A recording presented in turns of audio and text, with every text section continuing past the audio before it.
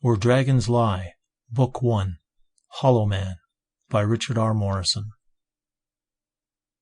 Produced and read by Richard R. Morrison.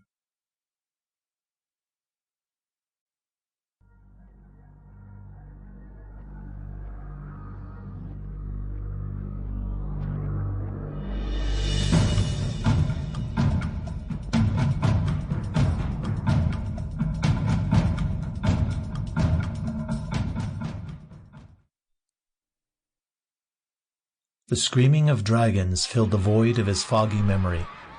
Wretched cries of anguish and pain beyond imagination echoed in his mind.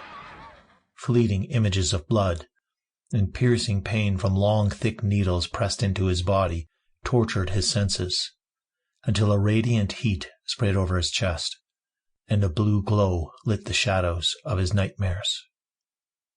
"What are we going to do with him, Zarek?" a gruff voice asked through the fog. "Help him," answered a softer-toned one. "He's already been more trouble than he's worth, and there's something not right about him.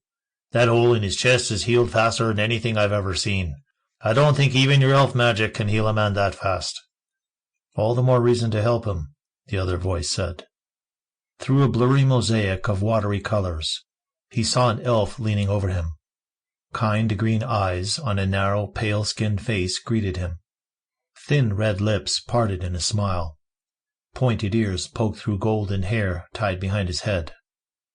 Blinding, bright rays of sunlight streaked through the kaleidoscope of green, orange, and red leaves of the trees overhead.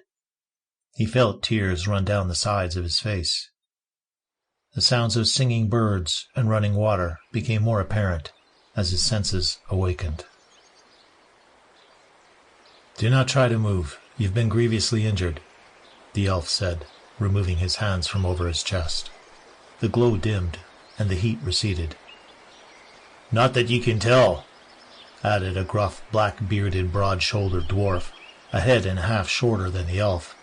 The dwarf leaned in over him, then jumped back just as fast when their eyes met. He moved farther behind the elf and stammered, "Did you see those eyes? I'm telling ye, we should throw this one back in the river. It ain't natural him healing like that, and them eyes don't belong to any young man I ever seen." "Yes," the elf said softly. "He does appear to have carried much more of life than he should have. He has seen much pain." The elf reached for a pot sitting over the fire. He poured a steaming cup of broth and offered it to him. "This will help revive you. It is from the plant Elmasdur, from the hills of Rock." Sample complete. Ready to continue?